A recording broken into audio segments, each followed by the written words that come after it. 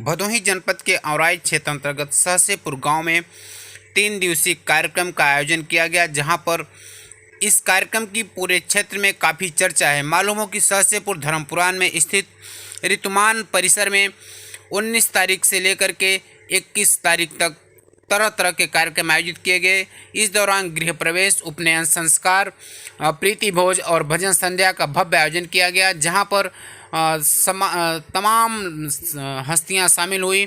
मालूम हो कि सहसेपुर निवासी विजय नारायण मिश्र, शिव नारायण मिश्र जो मध्य प्रदेश में सीनियर IAS ऑफिसर हैं, रघुवंश नारायण मिश्र जो व्यवसायी हैं, ब्रजेश नारायण मिश्र के आवास पर यह कार्यक्रम आयोजित किया गया, जहां पर देखा जा सकता है कि कितनी भव्यता के साथ, दिव्यता के साथ उनके घर को सजाया गया है। और इसी ऋतुमान में ही गृह प्रवेश का कार्यक्रम था। उसके बाद रघुवंश नारायण मिश्र के दोनों बेटों संदेश और आदेश मिश्र का उपनयन संस्कार था। फिर 21 फरवरी को प्रीति भोज और शाम को भजन संध्या का आयोजन किया गया, जहां पर तमाम हस्तियां, जनपद के तमाम लोग शामिल हुए। और वास्तव में इस कार्यक्रम की पूरे जनपद में काफ़ी चर्चा है।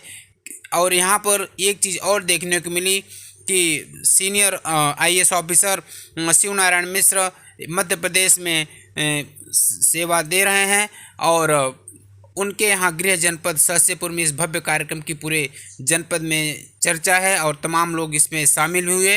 मालूम हो कि इस कार्यक्रम में, भजन संध्या के कार्यक्रम में, भोजपुरी के सुपरस्टार मनोज तिवारी और अक्षरा सिंह का भी आगमन हुआ, जिन्होंने अपने गीतों के माध्यम से, भजन के माध्यम से लोगों का मन मोह लिया।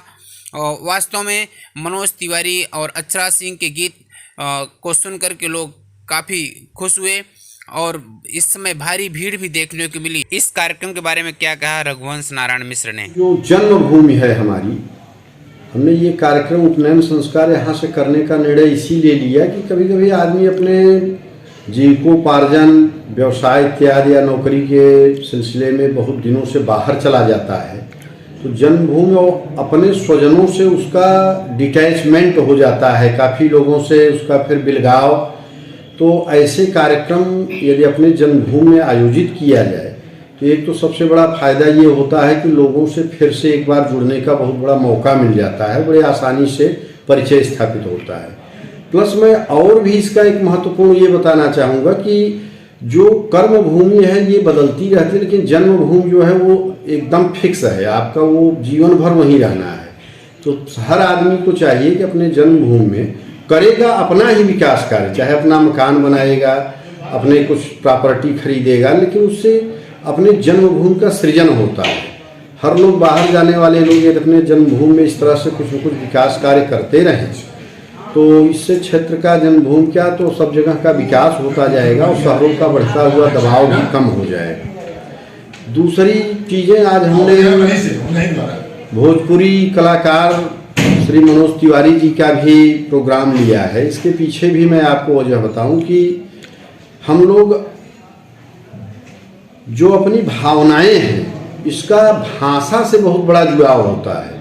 तो कोई भी प्रोग्राम ये देने वाला अपनी भाषा में अपनी अभिव्यक्ति प्रस्तुत करेगा तो लोगों को दिल से वो चीज़ें छुएंगी और सीखने, समझने और उसको अनुकरण करने में शायद बहुत बड़ा एक परिवर्तन ला सकते हैं।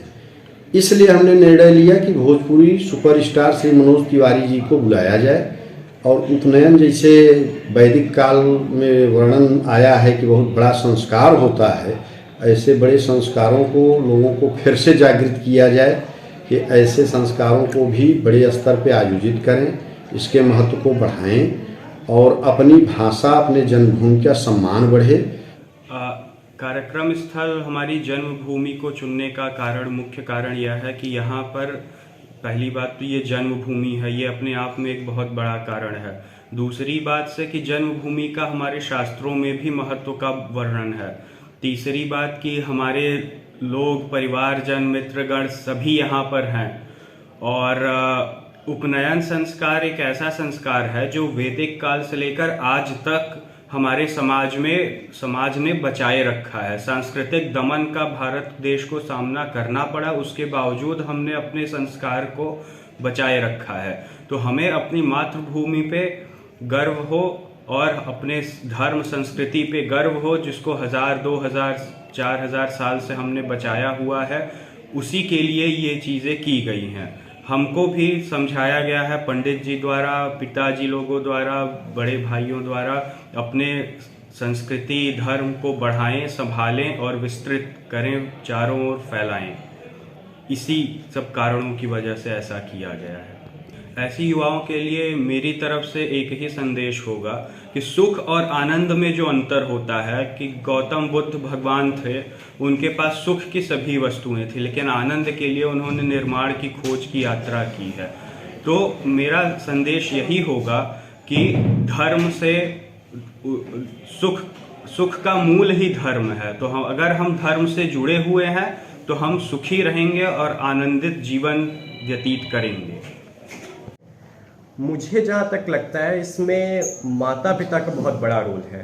अगर इस पर्टिकुलर फंक्शन को देखें तो इसमें मेरे फादर का जो एक रोल है बिजनेसमैन, मतलब एक भौतिक संसार से जुड़े हुए हैं धन से, परंतु उनका जो एक व्यू पॉइंट है वो अंदर से बहुत ही आध्यात्मिक व्यक्ति हैं।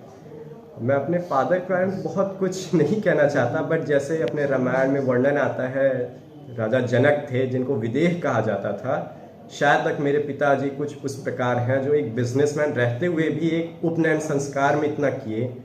उनके पास ऑप्शंस थे डेस्टिनेशन फंक्शन करने के, बट उन्होंने शुरू से जो बताया, और इसका भी श्रेय उनके दादाजी को, पंडित शालिग्राम मिश्र को जाता है, जो हमारे परिवार में एक संस्कृति को और अनकॉम्प्रोमाइजिंग जो उनके प्रिंसिपल्स थे, उनके वजह से आज ये सब पॉसिबल हुआ है।